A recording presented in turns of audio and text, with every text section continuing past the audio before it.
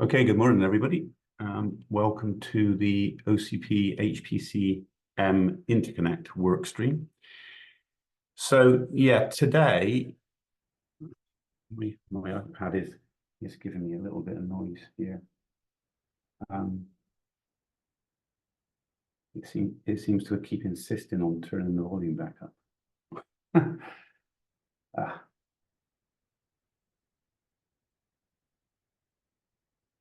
How do I turn that on? Okay, I'll try and ignore it.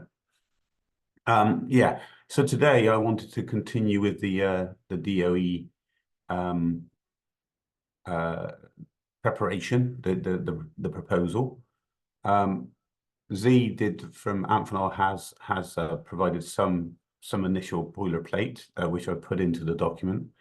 So a good thing for me to do maybe to begin with is to just share the document. I'll bring that over.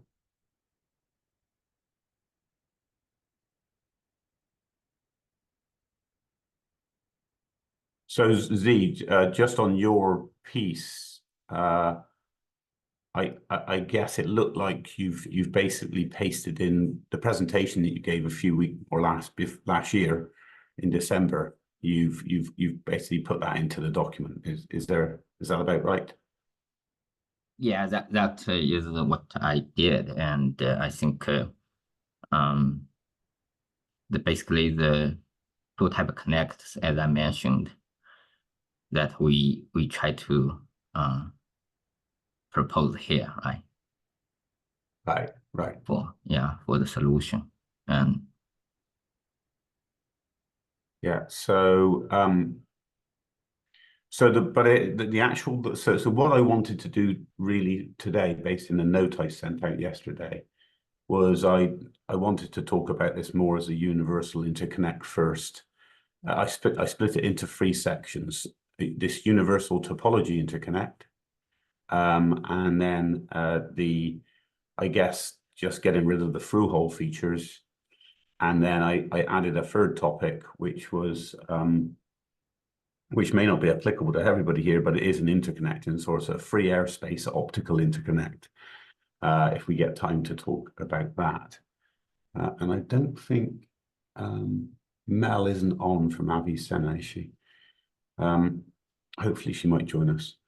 But so just touching on what you've gone through here, so effectively you've talked about you're showing the diagrams that you already worked on, showing removing the through hole features and putting some surface mount tabs on. So that's good. So I think that will fold nicely into the main TE1002 connector, the one for the EDSFF modules, the E3.S modules. And it's obviously also applicable for the topology ones. So you've shown this one is the MCIO connector that we were looking at for the topology. So that's the cabling between the HPCM modules. And we were discussing on the last call about the possibility of leveraging this one, because this is the one. This is the standard connector for PCIe and CXL in the for the cabling, but reassign the pin out and add power to it, and turn this into a more of a universal interconnect. And if again, from our previous discussion, when I think a lot of people on this call were also present, we were discussing the paddle card features of this version, which takes us up to PCI Gen 5 speeds of about 32 gig NRZ and maybe PCI Gen 6 at 64 gig PAM4. And we were comparing it to the likes of Samtec's Accelerate and Molex's NearStack that did a direct cable attach to the pins without a paddle card, and that offering superior signal integrity. But I did take away from the call, and I think Matt said this, Z said this, you felt that potentially even with a paddleboard, we could still get up to the higher speeds, the 112 gig at least, if we use one common connector. So the idea of our universal interconnect, just to restate, is we want one electrical and mechanical connector for all topology interconnect, be it Ethernet, PCI CXL, NVLink, Infinity Fabric, anyone else's proprietary high-speed link, pretty much anything north of 10 gig. And ideally, if we could even hit the 224 gig craziness that people are coming out with right now, that would also be good. But as well as that, we want to support active cables, so that we actually have active circuitry in these tiny connectors, and we move away from these huge QSFP and OSFP cages to something much smaller, because silicon photonics has the potential to be so much lower power. And also we've got the LED technology as well for optics from the likes of Avicenna. And we could have active copper cables as well, where we've got retimers, etc., inside, and maybe low energy retimers with all this chiplet innovation going on. And the final piece of this is if we assume that the active piece of this is within a 5 watt or thereabouts power footprint, we would want to conductively cool it to our water-cooled manifold in the other model. Again, apologies for people that are relatively new. I know there's a couple of you where some of this might sound a bit like double Dutch. So again, I'd encourage you to watch the OCP HPC presentation that's on the wiki that I gave last October at the OCP Global Summit. And equally, if any of you would like to have a one-on-one, I can give you a bit more detail on a separate call. So this universal, I know also this universal interconnect, I'd like to be able to take us all the way to a co-packaged optics as well, where actually the optics are on the motherboard, and this really turns into just sort of a mechanical, it loses its pins altogether, and just it becomes a light coupler between the two. So this is where I want to spend the time today, is can we start to scope this out as a topology interconnect? I think it's pretty easy for us, for the E3.S modules, it's pretty easy for us to just, well, not pretty easy, but I think we asked for funding for this so we can get it done. But basically Z has shown how we can turn this into a surface mount only. I think maybe we need a little bit more thought around this as well, and we can put this into the proposal that without these alignment pips and no through holes, we have some manufacturing challenges of do we make a jig to assemble all these connectors in a reflow process so they're nicely aligned. So I think there are some aspects of this. So I would like a section in the proposal that talks about taking this industry standard E3.S connector and making it surface mount in handling all the additional challenges that the surface mount brings to doing this one. So that's a small section. And then, but this one is a biggie, where we're designing a new connector. Alan, yeah. Yeah, actually, can I have a question on that E3 connector? Mm-hmm.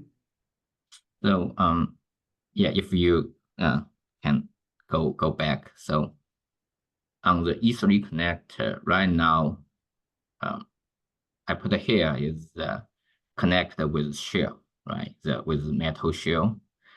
So essentially, this is the TA 1020 spec. But if if you never use latch, and you never use this for cable connection, should we change it to TA 1002 Yeah, good question, and thanks for bringing that up. Because there's a couple of things you just said there, which we should discuss. It is either a module or a cable. Let me just bring up our first meeting slides again. Can you see this? Yes. So by the way, for all the newbies, this is the module as a whole. And on the back are all these connectors. So we don't plug, there are no motherboards. So we replace it with like a backplane of connectors directly beneath the big chip. And so we've got 320 transceivers on this design. These connectors in the middle allow you to plug E3.S media, memory modules like CXL.mem or SSDs, etc. in, or even potentially NIC cards, etc. if you really wanted to use those. And these are the topology connectors on the side. So this is what we're talking about, and Z is just bringing up these. So you're right that you're showing the one with the extra latching around it. Now it's not shown here in this slide, but we have a manifold around here which carries water to conductively cool these modules. And so that manifold will give us a potential for latching. So we do have to design the latching mechanism, thank you, Z, around that, as well as the thermal mounting mechanism, which I think we need to work with the thermal people on the thermal mounting mechanism, but the connector people might be the people that can provide an interesting interconnect, because it's like connecting, instead of connecting electrically, we need to connect thermally, but it's maybe a similar spring loading challenge with a different signal integrity being thermal conduction. So yes, I think we want to, the way my mind is, Z, is that this would be the basic 1002, and then we would put some design features into the manifold. In fact, here we go. So this is the manifold showing here, and you can see we can either plug a cable in, or we can plug an E3.S in. And if I take an existing E3.S cable, I think I got it from TE actually. The molding, the casing around the connector body clashes with this, so we need a different casing. And while we're doing that, we could do with a latching, a design of how do we latch this. So there is quite a bit of work to do. So we need this in the proposal as well. Is how do we tweak the 1002 connector and cable pieces to facilitate a cable that's compatible with this, and it has, again, if these are active cables, we have a thermal connection to the thermal conductive path here into the water, and also we do need to do the thermal conductive path from the E3.S module into the water as well, with a similar type of thermal connector. So we're on to topic 2 actually, which is fine. In some ways, it's a simpler problem. It's a known entity that we need to make tweaks to. So the proposal needs to talk about really how do we take ourselves from today's EDSFF interconnect with a few tweaks and put it into this format. And I guess once we've done that, in terms of specs, as well as sort of folding it into the OCP as an open spec, we probably need to push it back into SNIA, as SNIA owns all of the specs around EDSFF, if that's correct. Is that right, Z? Yeah, I think that's the proper way. Yeah, I think so. Yeah. Okay. SNIA, yeah. So that's the section we need writing, is about this. Okay, I think that's any any questions on this piece before we switch back to the topology one? So Yeah. here one question for for the manifold. So this one just for the heat conduction, or you will just for some the liquid cooling, or you will put the pipe in? Yeah, so again, you probably need to get into a bit more detail, but there's basically, this is like a manifold design. Okay. And so you can sort of see a water entry or exit here. Okay. So the water comes into this manifold and actually runs down between every one of these drives. So there's water Okay. close by on every one of these, but we want these all to be pluggable. So we can't plug. We don't want to have a loads and loads of water connections. And these modules are sort of worst case. If we go to a double width format but keep it in single width, we need to cool around 40 watts if we comply to the E3.F spec. And we still need to do all the thermal modeling on this, but basically the thermal people I've spoken to don't think it's unreasonable to be able to conductively cool 40-watt modules of this size and conduct them into this cooling water channel. Okay, but that will be very because that kind of very thin plate, that will be very small channel for the water flow, right? It is. We're talking this. The channel down here is well, it's actually the channel runs at the bottom here, Okay. and it's about 1.5 millimeter by 1.5 millimeter square is the size. And then there's obviously one channel for every. So the area, the total water flow areas are all calculated. Again, this is the thermal parts. This is the thermal work stream that is going to be analyzing this, isn't it? And whilst we're separating our proposal into separate pieces, I do expect some sort of cross collaboration, assuming we get funded for everything. So that would be critical, obviously, at how do we design the thermal interconnect and how do we make sure it's an efficient, it can cool the wattages we're expecting. Yeah. Okay. Thanks. And then the cables, if they're active cables, so we have retimers or optics in here, where we want to use these as a cabling. So the idea here, by the way, is, you know, in a composable architecture, some applications might need as much I/O as possible, and other applications might need as much memory as possible, and then everything in between. So by being able to cable or plug modules in, we can increase our bisection bandwidth for I/O, or we can increase our memory capacity, etc. So that's the idea of supporting both cables and modules. And so obviously if we put the active ones in here, then we want to be able to cool those as well, but we're probably talking in the 5-watt region for each end of the cable, I'm hoping, that we need to cool. Alan, so about the active cable, how many watts do you talk about for that chip? For the cable, yeah, 5 watts. I'm assuming that we're nominally in the 5-watt region for the retimer circuitry here. Okay.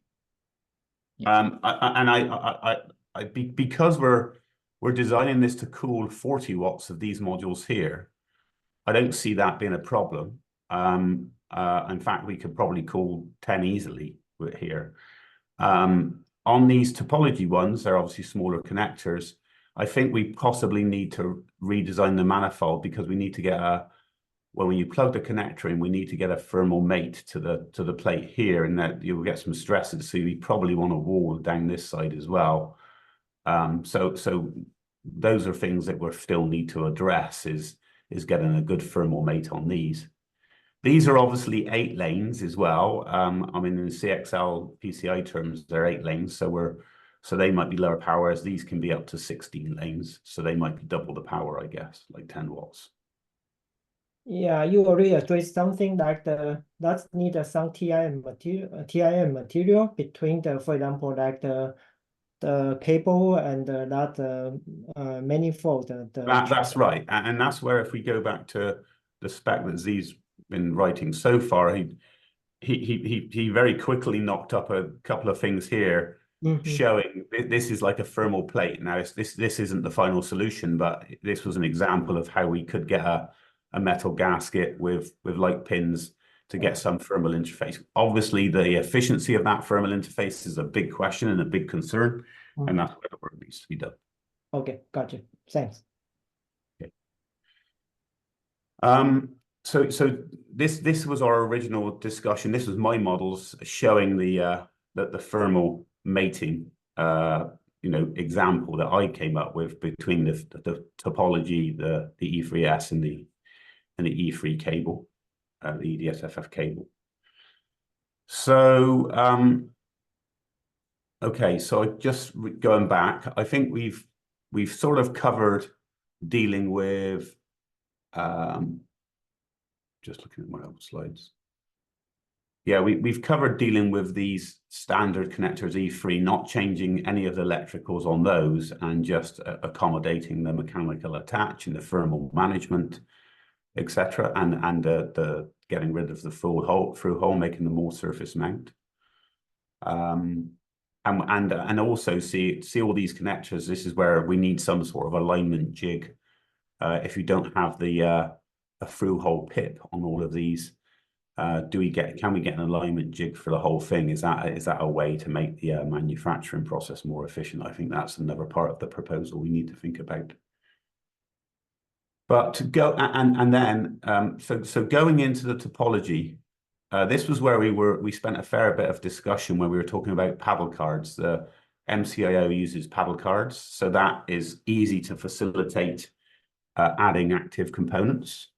Whereas the higher speed connectors from the likes of Samtec and Molex, that are taking us to the 112 gig and beyond, they have this direct connect cable to pin, and improving the signal integrity by getting rid of the paddle card.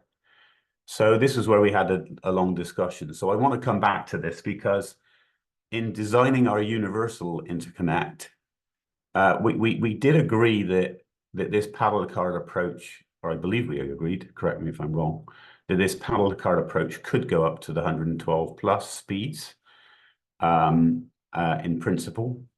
But I guess these two are still ultimately signal integrity wise better, is my general view, I guess. Please correct me if I'm wrong on that. So what I wanted to really do here is I've added the word universal in front of this one because I really want to cover all of these protocols. So again, just to restate, the idea of this topology interconnect is that we can communicate. We are trying to define an electrical and mechanical standard that would allow us to communicate any protocol at any speed, within reason, any speed between modules, because the module protocols that it talks will be driven by the silicon chip, the processor accelerator we solder onto the module. So that means it could be CXL or it could be a mix of CXL and Ethernet, if it's completely open standard. If you put an NVIDIA chip down, there'll be a lot of NVLink there potentially. If you put an AMD chip, you could have Infinity Fabric, which albeit does downtrain to PCI a lot of the time, so that's good. If it was Intel, it would be UPI. If it was IBM, it would be the SMP bus. So, etc. And then there's a number of startups that all have their own proprietary high-speed transceivers as well.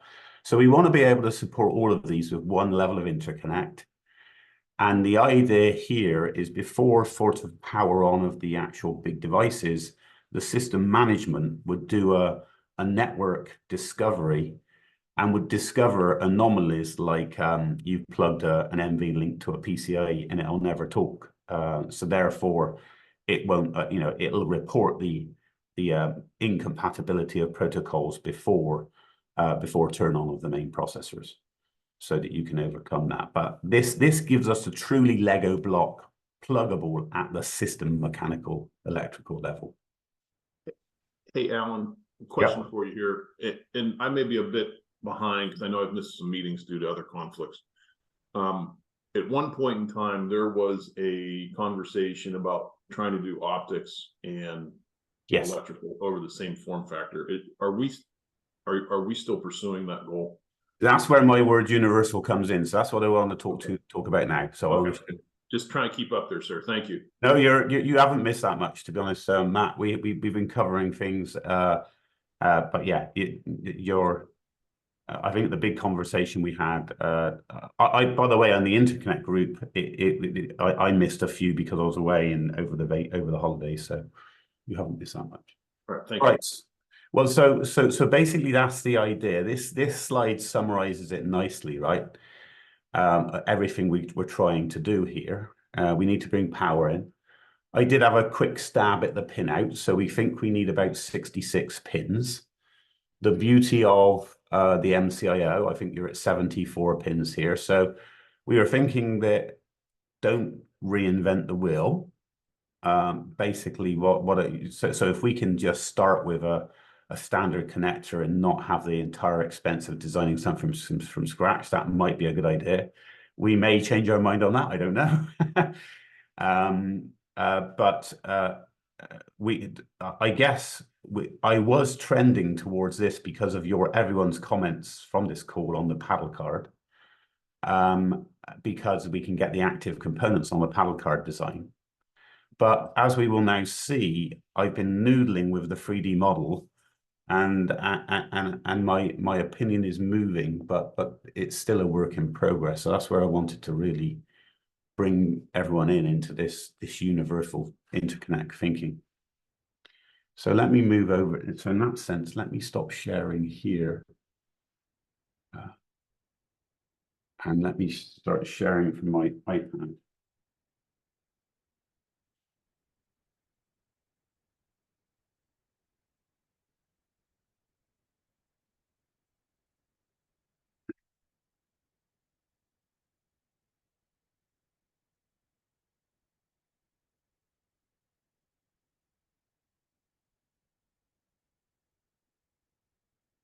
Okay.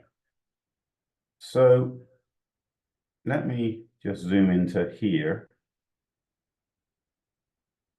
Oh, actually, that's one other thing that I need to show you. So basically, what I've just to maybe set the scene here a little bit. Avicenna is an LED optical link company, and they've got basically a sort of like a monitor display. You know, they have pixels that they have a big array of hundreds of pixels, and they shine that light down the fiber, and that over those channels, and each channel is the order of several gigabits per second. I think it's 4 going towards 10 gigabits per second per LED, and with hundreds of LEDs, they actually get a terabit per second per link. So therefore, for transmit and receive, they're at 2 terabits per second. Now, this little thing here. Oh, hang on a minute, I need to. This little, let me just highlight it for you. This is their optical ferrule that they have. So let me just extract that out.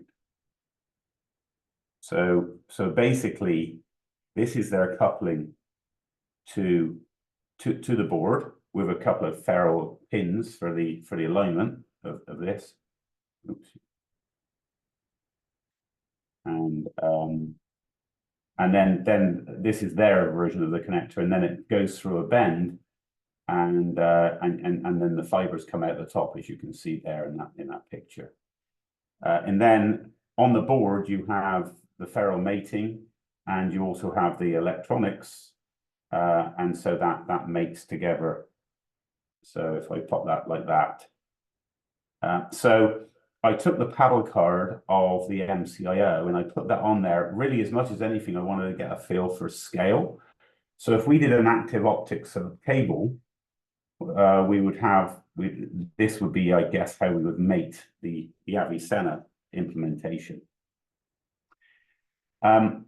Then we're going to need to work out how do we cool this active chip. We need to, so in terms of on the module, this side is the outside, and this side is the bit that would mate to the thermal plate. So we need to work out how to design the active plate around this cable, right? So again, I've literally just thrown this together, so there's not a great deal of thinking except for to give us a first pass of exactly. Yep. Question for the Avicenna, what's the height, the stack height off the one side of the PCB, from the PCB to the top of the Of this one we're looking at.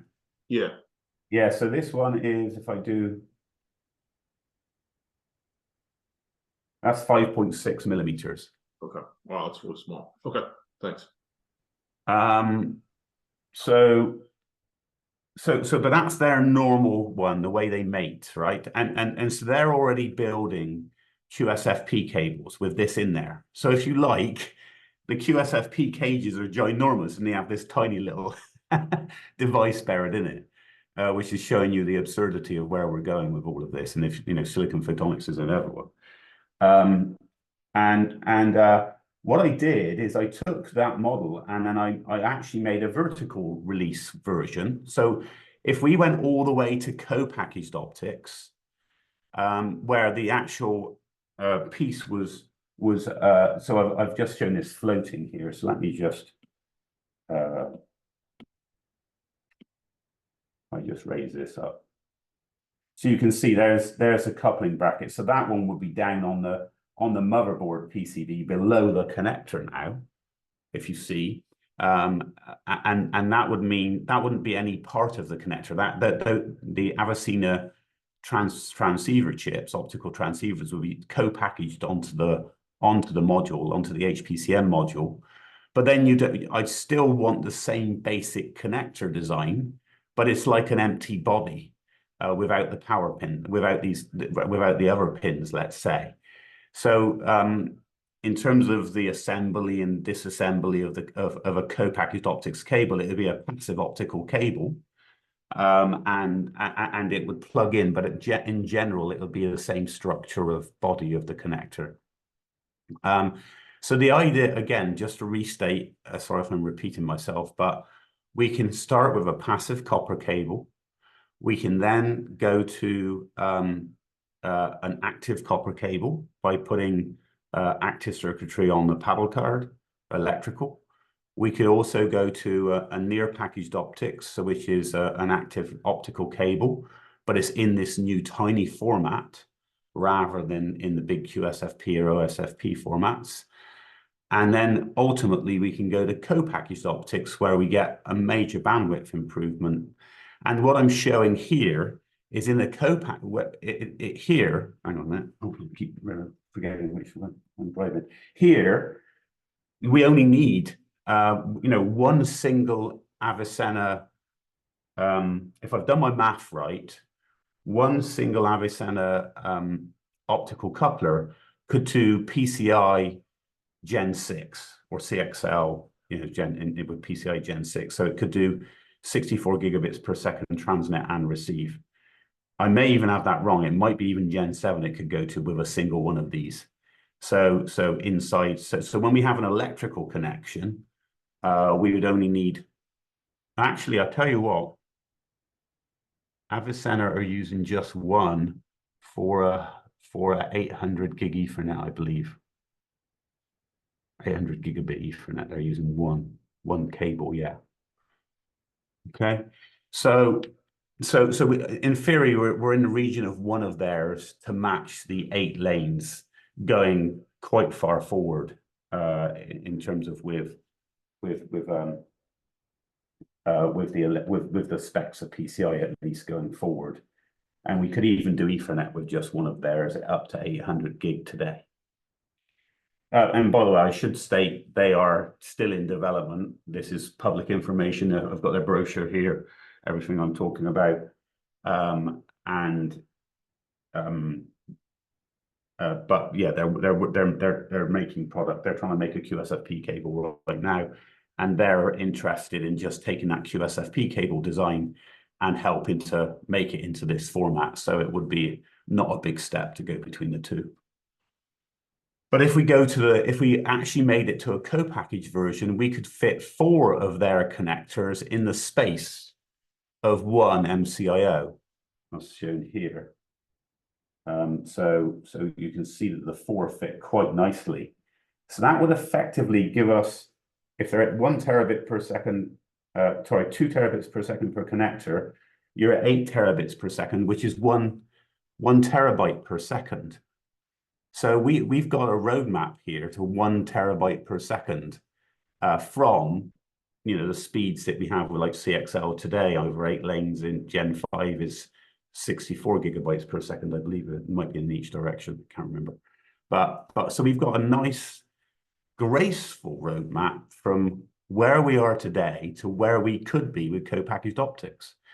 And a gigabyte per second per topology connector here times 8, because we've got 8 on the HPCM, that would give us 8 gigabytes per second, which is in the HBM territory. If you look at NVIDIA's latest HBM on there, I think they're H200, I think they're in the region of 3 or 4 terabytes per second. So we're actually matching the bandwidth of HBM. And if you look at all of the systems discussions, people are saying as you scale out of these packages, that we're expecting quite an attrition of bandwidth, like a 10-to-1 from the HBM bandwidth. A tenth is what you expect to get off the package or something like that. We're actually matching it. I mean, if we can do this, I'd say we're on the same par with it, which is pretty mind-blowing. And so again, but if we forward thinking, can we design a universal interconnect that takes in the whole world of where we are today, where we're going and where we could be? I think that's where the sort of game-changing thinking I'm trying to do with this OCP HPC modular approach. And the costs can come down tremendously of this, because you're getting rid of all these chassis and all these big connectors and all this unnecessary signal integrity loss, because you're fighting with bypass cables to get in and out of a chassis. Instead, you're connecting modules that are a lot closer together than having to go in and out of 19-inch chassis. So that's the thinking now. So I literally just did this in the last few days, and then when I was looking at this, to your point, Matt, I looked at this, I thought, oh my God, this is bloody ugly. This is not the way to run a railroad. In terms of we've got this we've got this paddle card being vertical, and we've got this right-hand launch, or this launch to bend the fiber from the plane of the PCB to the escape out the top, because we really want all of our I/O to come upwards, really, the way the module is designed. And then I thought, oh my God, let's go back to our friends. And I've got to commend you, by the way, Matt. Your models are all the pieces, so I could strip all the stuff out, which was absolutely superb. Whereas I think the Amphenol, like, this is one big brick, so I had to rebuild the PCB. But anyway, so it was quite quick and easy for me to go into your model here, and I stripped off the outer shell. And if you see here, what I've got here is I've actually put a PCB the other way around on the top, and it suddenly cottoned on that this is possible, that we can actually take the direct pin. If you just redesigned your pin, instead of soldering the twin-ax, so what I should do is I should hide. Let me just hide. Let's just hide that for a minute. So this is straight out of the model. This is what obviously it's a simplification. This isn't exactly the way these twin axes are mated to the pins, but they have some sort of soldering into these pins of these twin axes. But you can see that the problem we had was these are actually about 2 millimeters apart, I think, or thereabouts, and so it didn't make sense. They weren't designed for paddle cards. So this is a native simplified connector that Samtec had done. And then if we say, well, why don't we put a little PCB on here? And this one's of the order of, I don't know, it's about 4 millimeters wide. We could make this wider if we needed to as well, but this one's 4, so it's a little bit bigger, but it's still pretty much within the footprint of the current design of the Samtec connector, if you include the body.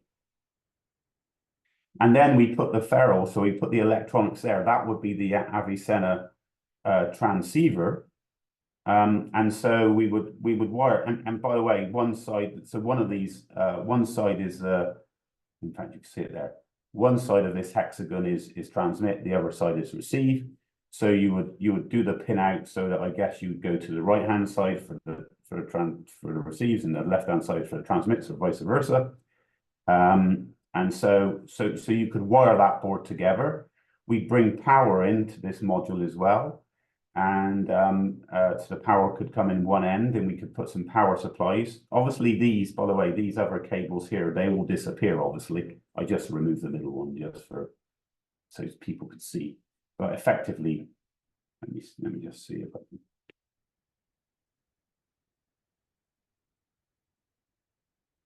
Yeah. So that cable we just hide, and then that cable. So that's basically what it would look like for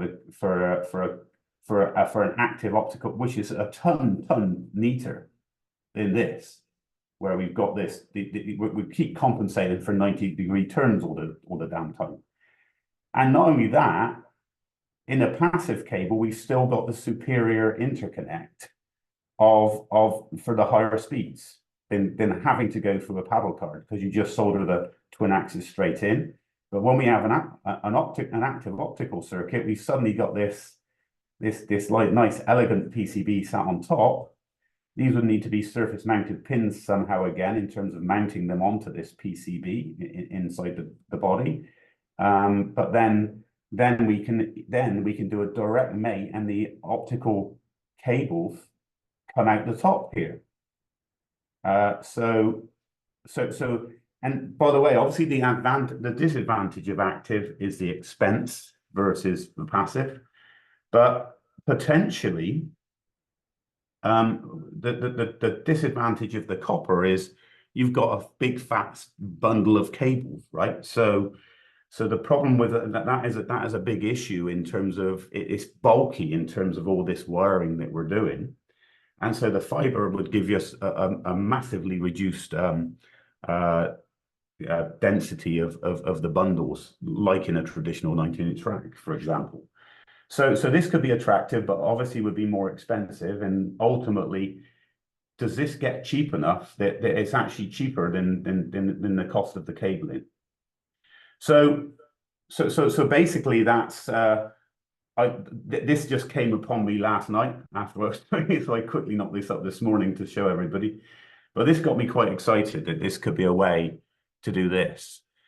And then what we did now, the bit I haven't thought about is we then need to try and pick up on the thermal, the heat generating part of this optics, or even if it was an electrical retimer. Now on the electrical side, that's like, I guess there's another question there as to if we were going to do an active copper, then how would we make that? We'd have to have pins on both sides, I guess, or we'd solder the twin axes into the top. So again, I've not thought that far. The reason for doing these models is I wanted to try and convey what I mean by universal interconnect. And by the way, by doing this, then when we go to the full co-packaged optics version, everything remains the same. It's just we multiply it by 4 and we mate it straight down. And in the body of the connector is more about collecting everything into a handleable cable, so to speak, because these are really small things. But what we need to think here is, if this is the active circuitry on the board, how do we get a heat sink that would nicely fold up from this, that could then conductively cool into the manifold, so the water can carry away the heat from this. Okay, so I've said a lot. Does that make any sense? Am I talking complete craziness, or what do you think?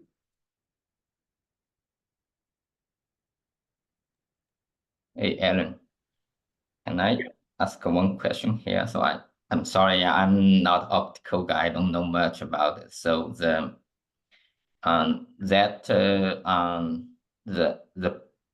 small block in the center of your 3D right now showing, is that the electrical to optical converter? This one? Yeah, you highlight. No, yes. this is basically where they insert the optical cable, and so that it aligns with this window here, and these are the two alignment pins. So this is the actual pluggable bit. So this would be mated to this bit below. Okay. Okay, so it's and it'll be optical. mated in the manufacture. If we did it like this would actually be mated during the manufacture of the connector, and it would just come as a cable. Well, you know, or I guess we could actually make it pluggable. That it's like a bigger carrier. So if you understand the optical world, there's called MT ferrules. They're little tiny things where they put all the fibers into, but they're millimeters in size, and then they get plugged into a bigger that you can hold with your finger, with all the latching and all of that into what you see as an optical cable if you buy it off the shelf.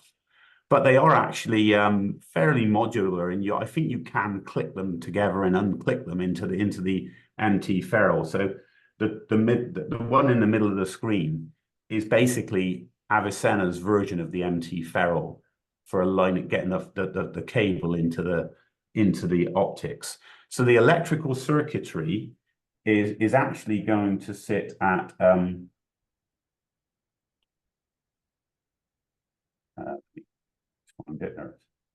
So it's at a PCB. Going to fit in here. It's either under that's a green color PCB, and you should put the OE module. Yes. OE engine under that PCB. Yeah, so basically this is another mechanical piece, but underneath this is the chip. And let me just flash up the Avicenna website, because it'd be a lot easier for everybody if you see this. Now, by the way, all this can be done with silicon photonics. So Bobby from Light Intelligence, I obviously don't have any information about your stuff, but I've seen it in the supercomputing, and it's very small. So I'm thinking we can do something similar with your approach as well. So apologies for it being all Avicenna, but I have the models to play with and at least get space representation. That makes sense.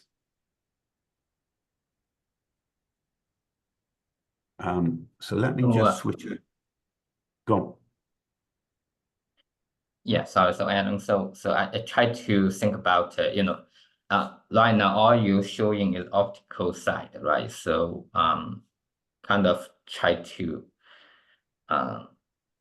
image where the optical the electro to optical converter located is on the board module side, or in the inside of the body of the connector. Yeah. So yeah. Can you see this picture now? Are you seeing? Yes. Right. So hopefully this will give you a bit better. So this is their right angle launch here, which I showed you earlier. Here is this little ferrule piece that they actually mount on down to the board, and you can see the electronics. They're on the board with the photons coming out, the LEDs in the receivers, the detectors. And so this mounts down onto the green PCB I was showing, underneath this little mechanical piece here. Okay. Yeah, thank you. I see it now. Yeah. Yeah, that's why I brought this one up, because it makes a lot more sense. Okay. So I mean, I could switch back if you'd like. Any more questions?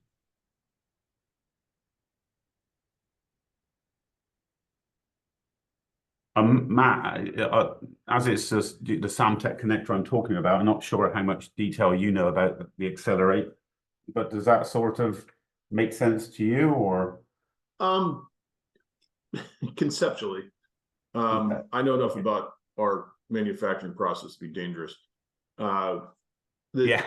I guess a couple things jump out at me, and granted, I'm not the manufacturing specialist or the design engineer I used to be, but I'll put my engineering hat on for a second.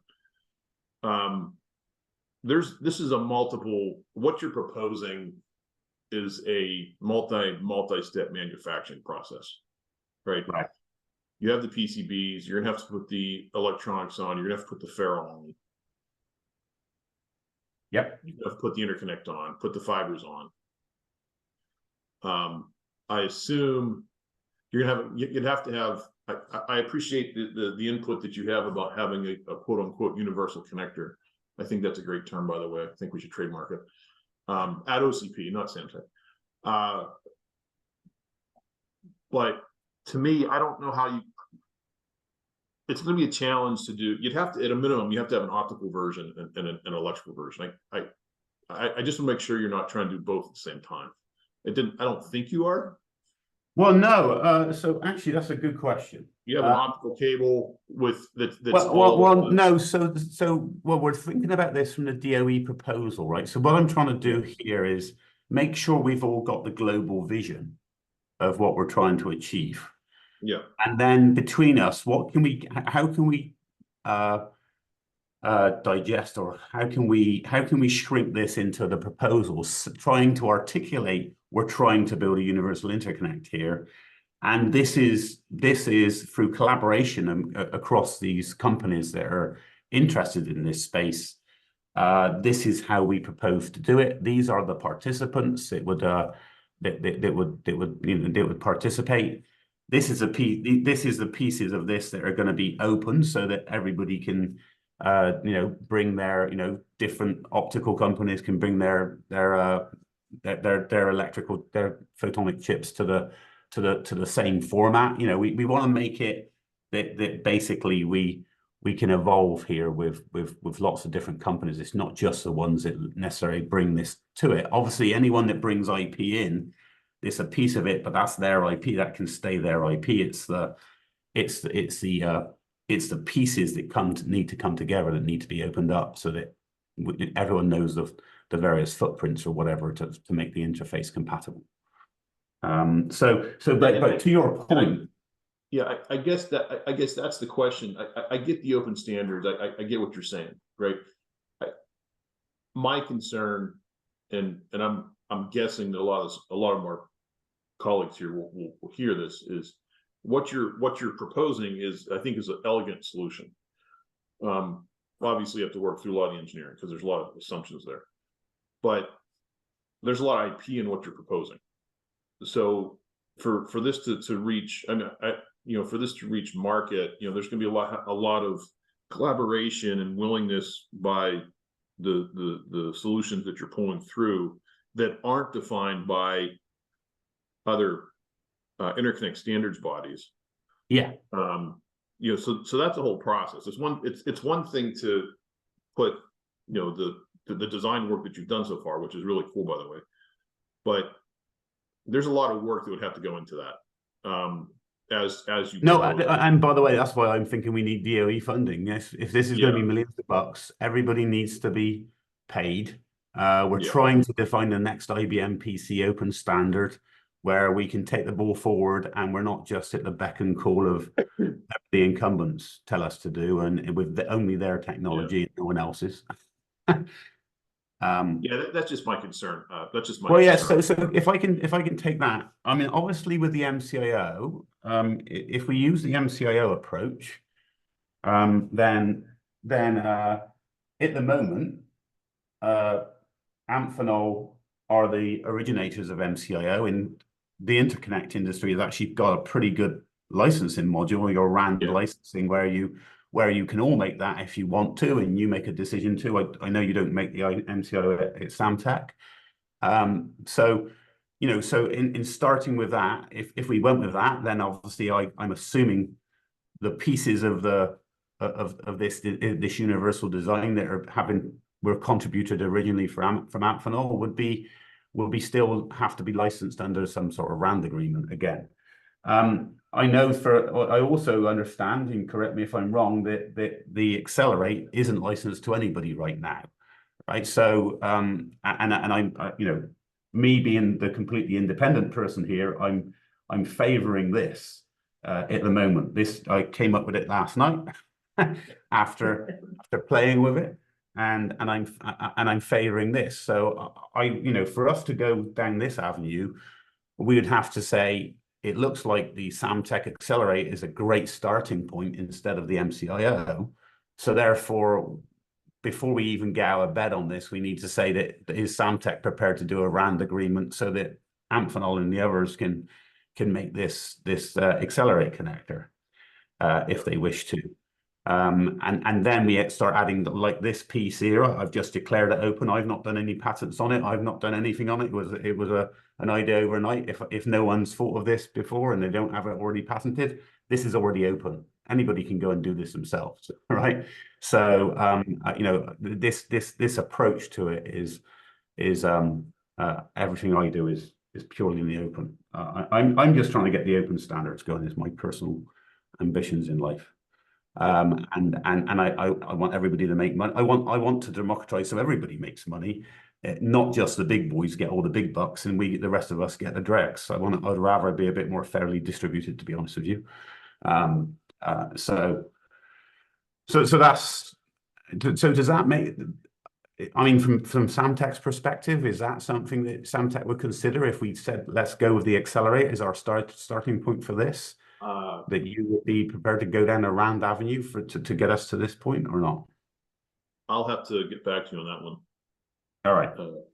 I mean, obviously that's our challenge there. Yeah. Our alternative then would be NearStack from Molex, I guess, because they've got a similar sort of approach. Although theirs is already a right angle. No, it could still work. Yeah. So or we start from scratch, but that seems even harder to do. But the idea here is all of this would be DOE funded, so we would break it down into pieces where IP is brought from various people that they can keep. But we want to make sure that the different players can bring their different pieces in. Like I don't want this to be an Avicenna only solution. I want like Telligence to come in and put their stuff in there or whoever. So, we want to, different companies might have to do more work to make it fit to the standard versus the shoe-in that I'm showing without Avicenna maybe. But is that fair? Yeah, that's fair. Okay. I see we've run over time, but basically, yeah, I guess that is a rub. Somebody else did ask me. I think Z was asking me about that. Just on this, we need to write the effort we put into this DOE proposal. If we won the money, the output would be a bunch of OCP specs that allow that make the openness that we agree on, together with money. You can keep IP that you get funded for, if I understand correctly, versus money that if a company participating in this gets some IP, but it doesn't block the openness of the open intent of what we're trying to achieve, then they can keep that IP to themselves, as far as I'm concerned. That's how we all make money, right? So I think maybe we need to get that into the proposal of these are the pieces, these are the companies that want to do this. This is what they're prepared to open up. This is what we're going to open up for the spec, and this is what we're going to keep for ourselves. And I think on that note, I'll leave it at that. But thanks, guys. So the only other thing is we need to get the ball rolling on adding some word into the documents. So, and I guess this is, I was going to try and make a bit more of an attempt here to put some boilerplate here to get started with, and then if we can get some more content added by you guys, or get some individuals from your companies that were prepared to put some more energy behind this, then fine. And by the way, this doesn't have to be the solution that we're going forward with. If there's other ideas, I'm all ears. That's what this is all about. It's a case of, I can't do all this.